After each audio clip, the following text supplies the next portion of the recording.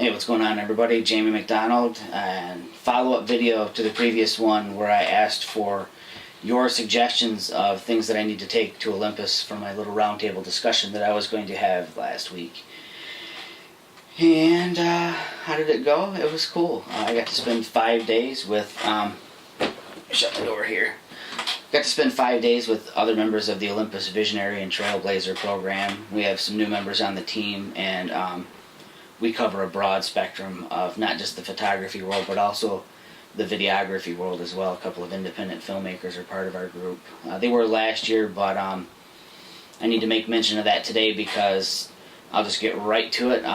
There was plenty of discussion about video, a lot of discussion about video. You know, up until now, Olympus's primary goal it's always been great still photos. I mean, this is what the company was born on, was still photography. It's why their JPEG engine is probably the best out there. I mean, the JPEG straight out of our Olympus cameras are bar none the best, and we know it.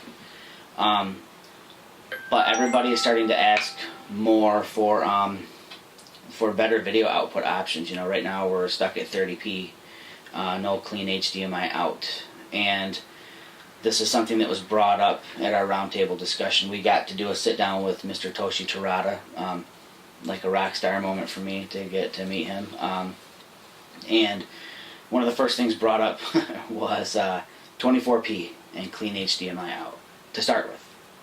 You know, 120 frames per second was asked for as well, you know, for those who want to be able to do some killer slow-mo stuff. And it was all noted, and it is all being looked at. And from what I gathered from our discussion was,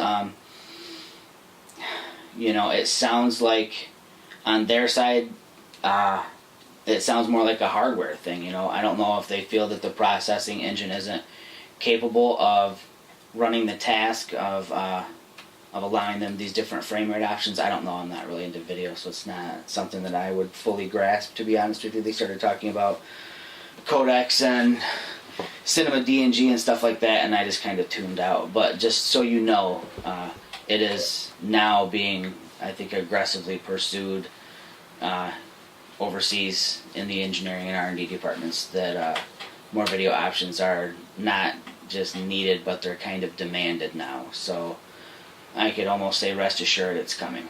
Okay, when, whether it's via firmware, I don't know. You know, we're not going to be told something like that. You know, that's something that's going to be known internally and not shared with our group. So, but it is being addressed. I can promise you that. I'm sitting here in November with my window open in Michigan. If you hear the cars going by, it's actually like almost 70 degrees out, and we might get tornadoes today. Awesome. Yeah, I can get sidetracked pretty easily. So, anyways, other things that were brought up and discussed, the lens roadmap. Everybody knows about the new 12 to 40 f2.8. We're trying to get the lens lineup back to where we were with regular 4/3 with some super high grade glass. And I know some people are going to say, well, how is f2.8 the same as like the f2 zooms that we had with 4/3? Is that really the same super high grade? Yeah, it is. Think about it. Okay, so if we were going to do an f2 12 to 40, the lens would have been significantly larger than what it is right now. So I think by going to f2.8, we're able to retain, you know, a more, I don't know, manageable size for the lens that kind of fits within the whole concept of micro 4/3. You know, I asked Mr. Terada specifically, I said, you know, I'm a landscape shooter. The 7 to 14 for 4/3 is just an incredible lens. You know, I'd like to see that brought out for the micro 4/3 format. I know Panasonic does one, but it's not Zuiko glass, you know, and he kind of chuckled when I said that. And without telling me what specifics about the lens, he says, don't worry, you'll be very satisfied in the near future. So, you know, they're working on something. Focal range, I don't know. In my heart, I think it's a 6 to 12. Would be kind of sick, you know. So we cover 6 to 12, 12 to 40, 40 to 150. You see where we're going with this? Does it sound familiar, like the 4/3 line? Because, you know, the 40 to 150 f2.8 is going to be coming out next year as well. I didn't get an ETA on that. He really wouldn't say. He just kind of chuckled and alluded to it's coming soon. So it's coming soon. Other members of our group, you know, we've got some big name photographers like Jay Dickman, Nat Geo photographer, who's he's always somewhere in the world other than right here, and he demands, longer glass. He really made his case for needing longer telephotos, than just the 75 to 300, which isn't exactly like the fastest aperture, and it's not weather sealed. So Mr. Terada made it sound to us like everybody's going to be taken care of. It's just going to take some time to get things through the development process. But I came away from the meeting feeling really confident that the lens lineup is going to be phenomenal. We're going to be right where we were with 4/3, except we'll have to not lug around as big of lenses. So lenses will be taken care of. Camera stuff. Let's start talking about camera stuff. So with cameras, one of the things that was brought up by me because of you was that, for example, I'm going to use Fuji because they're the ones that are doing it the most, firmware updates. I told Mr. Terada that the consensus is that everybody would like to see firmware updates happen more often, and not just for the current, latest generation of camera. Fuji has been really good about going back in their production line and updating older cameras that are capable of accepting, new software updates, new features that the camera can handle. And, he appreciated that, and it was duly noted by him that that he understands the drive for that, that people don't go out and just buy a new camera every 6 months, to get a new feature, that they'd like to see some features roll downhill. So that was noted. Other things that were brought up, there were design things. It was mentioned by me via you guys that dual SD card slots in a newer camera would be something that would be really appreciated. And he really liked the idea of that and actually wanted to know if there were dual card slots, what are the features that we would like the additional slot be able to do aside from just obviously store, a photo that was immediately taken, And around the table, we basically told him RAW on one, JPEG on another, shoot video to one, stills on another, do backups in camera, and it sounds like it was investigated initially, and if you look at how much room there is inside of the cameras, there's really not much room at all. So it sounds like when we can get around some of the size constraints internally in the cameras, that I think that's coming. I suggested that maybe it be something where we could actually add it in a battery grip.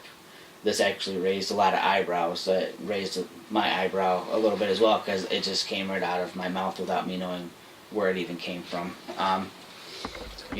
So that could be maybe a possible way that we get a dual card slot in the future without having to have on the whole new camera, maybe just a different battery grip that has a secondary SD card slot in it, which I think would be kind of cool myself. Some other features that were brought up, I told them that with video, of course we're going back to video again, we have a touchscreen on the camera. We can touch to focus for stills, we can touch to snap a photo. Why can't we touch to focus with video? And I think I caught him off guard a little bit with that, that one's definitely going to go back for evaluation. I told him, when processing power is better, I think the ability to do continuous autofocus with your finger on the screen for video would be a really cool feature. And that seemed to go over really well, too. I mean, imagine you have a subject in a scene, and you've got 4 or 5 people in the scene with that subject. You just put your finger on the screen where your main subject is, and as he walks around the screen, you just follow him with your finger to maintain focus. I think it'd be kind of cool. So, that was a few of the things that were discussed. I mentioned that a lot of people were curious as to why, when you do a half shutter press, when you've got peaking on, your peaking indicators disappear. And I think that's going to be looked at as well. That's an easy software fix. So, trying to think of what else I brought. I brought a lot of other questions to the table. My mind's drawn a blank right now. I've kind of got a lot going on in my private life that I will. No, actually, I'll just share it right now. There are probably going to be a period of time here where the video updates don't come so often, and I'm not quite as active on social media. This past week, my wife was diagnosed with breast cancer. and we have probably a really hard battle ahead of us. And my priority obviously is my family and my wife, so I'll be focusing on that. I'll try to keep doing the updates. I'll try to stay as active on social media as I can to answer your questions, to relay questions back to Olympus, because I will stay obviously in contact with them. So that's what's going on with me right now. I found out right when I got back from Pennsylvania, actually. If I can ask a favor of you, if you're a religious person, if you keep my wife in your prayers, that would be appreciated. If you're not a religious person, if you could just keep her in your thoughts for a little while, it would mean a lot to us. We've got a battle ahead of us, and knowing that I've got the support of as many people as possible, it goes a long way. So that's that.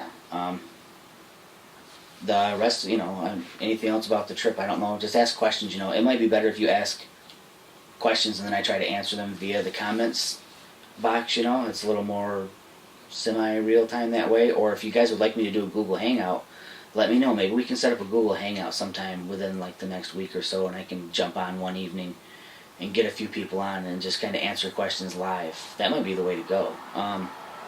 So yeah, this was just my little update video. Sorry it's taken so long. Like I said, there's a lot going on right now.